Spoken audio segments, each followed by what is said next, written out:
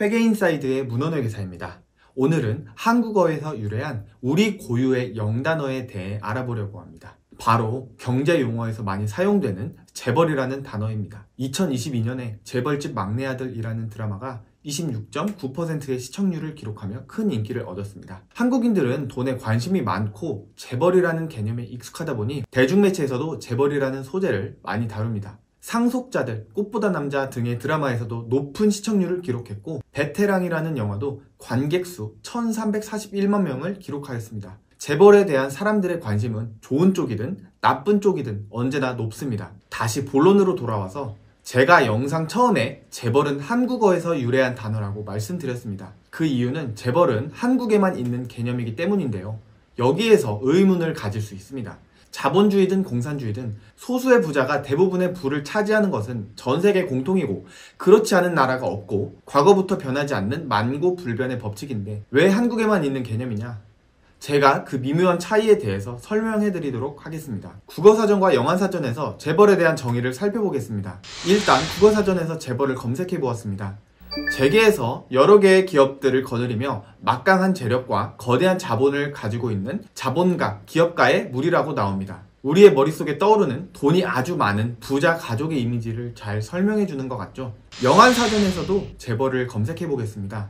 컨그라머러트, 한국의 재벌, 일본의 자이바츠가 나오는데요. 먼저 컨그라머러트부터 보겠습니다. 복합기업, 대기업이라고 나오는데 흔히 우리의 머릿속에 있는 재벌의 이미지는 아닙니다. 그럼 두 번째로 한국의 재벌을 보시죠. 한국의 재벌이라는 뜻이며 옥스포드 영어사전에도 당당히 등재되어 있습니다. In South Korea, a large family-owned business conglomerate. 대한민국에서 대규모 가족 소유 기업 집단이라고 적혀 있는데요. 대한민국의 상황이 아주 잘 담겨 있네요. 원어민 발음도 들어보겠습니다. 재벌. 마지막으로 일본의 자이바츠를 검색해보면 일본 재벌, 기업연합이라고 나옵니다. 사실 한국의 재벌은 일본의 자이바츠에서 유래했습니다.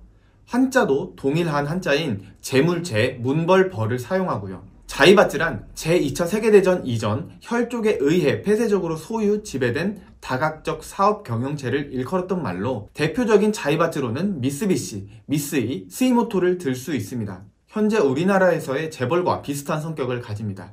일본의 자이바츠는 제2차 세계대전 전에는 금융, 공업, 상업, 농업 등 주요 분야에서 커다란 지배력을 발휘하였기 때문에 2차 대전 기간 중 일본 군국주의의 경제적 기반이 되었습니다. 2차 대전 종전과 함께 연합군 최고사령부는 일본의 자이바츠를 해체하기로 결정합니다. 이후 일본 기업들은 소유와 경영이 분리되어 자이바츠에서 기업 집단을 뜻하는 게이레츠 위주의 경제로 변화합니다. 2차 대전 이전에 자이바츠는 재벌가가 실질적 대주주이면서 계열 회사에 대한 독점적 지배를 하였지만 2차 대전 이후의 게이레츠는 사장회를 중심으로 상호 주식 보유 제도를 통해 연결되어 있고 실질적 대주주는 없습니다.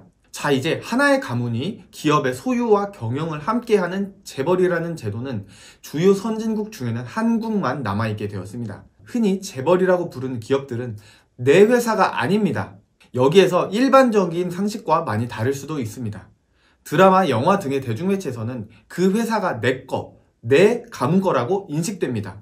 자, 그럼 여기에서 회계의 본질로 돌아가 보겠습니다. 어떤 회사가 회사를 설립 후 자금을 조달하여 어떤 자산을 구입한다고 가정했을 때 회계에서 차변에는 자산을, 대변에는 부채와 자본을 놓습니다. 차변에 적힌 자산은 그 회사가 구입한 자산이며 대변에 적힌 부채와 자본은 그 자산을 구입하기 위한 자금의 출처로 볼 수 있습니다. 즉 회사는 어떠한 자산을 구입하기 위하여 남의 돈으로, 즉 부채의 형태로 자금을 조달할 수도 있고 내 돈으로, 즉 자본의 형태로 자금을 조달할 수도 있습니다. 자본의 형태로, 즉 내 돈으로 자금을 조달하는 경우를 이 영상에서는 주로 다루어 보겠습니다. 자, 이번에는 자본주의의 본질로 돌아가 보겠습니다. 주식회사의 주인은 누구인가요? 네, 너무 쉽죠. 주주가 회사의 주인입니다. 대표이사는 회사의 주인이 아니며 주주가 채용하여 주주를 위해 일하는 대리인일 뿐입니다. 자본주의에서는 자본이 중요합니다. 일반 개인 사업자는 대표 한 명이 그 사업체의 주인이기 때문에 그 사업체는 대표 개인의 것입니다. 하지만 주식회사의 형태로 회사를 설립하는 순간 얘기는 달라집니다. 주식회사의 주인은 대표가 아니라 주주입니다. 그리고 주주는 한 명이 아니라 여러 명이 될 수도 있습니다. 이제 우리는 주식회사의 주인이 대표가 아닌 주주라는 것까지는 알았습니다.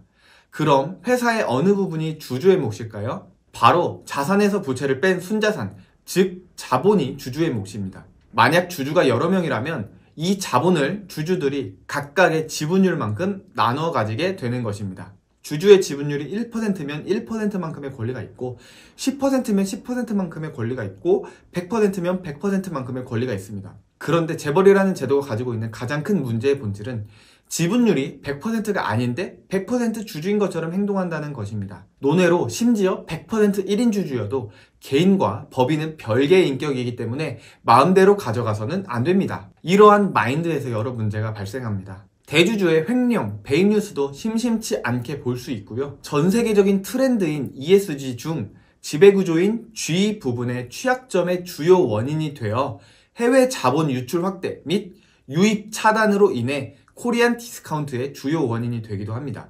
자본주의 선진국인 미국을 떠올려 봅시다. 어떤 기업이 자식한테 경영권을 물려줍니까? 반면 우리나라의 예시를 보죠. 정말 재밌는 점은 소수 주주의 지분율을 합치면 대주주의 지분율보다 훨씬 큰데도 권리를 빼앗기고 그저 유동성 공급자의 역할만 하게 되는 것입니다.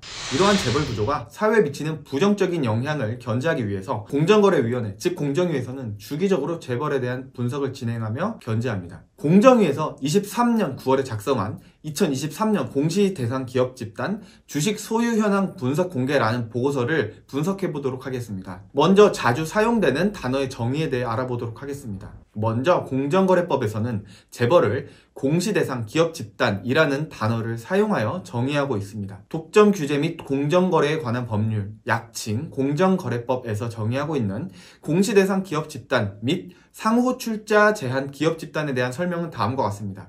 제31조 상호출자 제한 기업 집단 등의 지정 등 제1항 공정거래위원회는 대통령령으로 정하는 바에 따라 산정한 자산 총액이 5조 원 이상의 기업 집단을 대통령령으로 정하는 바에 따라 공시대상 기업 집단으로 지정하고 지정된 공시대상 기업 집단 중 자산 총액이 국내 총생산의 1,000분의 5에 해당하는 금액 이상의 기업 집단을 대통령령으로 정하는 바에 따라 상호출자 제한 기업 집단으로 지정한다. 이 경우 공정거래위원회는 지정된 기업 집단에 속하는 국내 회사와 그 회사를 지배하는 동일인의 특수관계인인 공익법인의 지정 사실을 대통령령으로 정하는 바에 따라 통지하여야 한다. 또한 대기업 회장을 뜻하는 총수에 대해서도 검토해봐야 하는데요. 공정거래위원회가 매년 지정하는 대기업 집단의 동일인 총수에게는 다양한 책임과 의무가 부여됩니다. 그런데도 정작 총수 판단 기준이 법으로 규정되어 있지 않아 적잖은 혼란이 있습니다. 쿠팡 창업자 김모 씨가 미국인이라는 이유만으로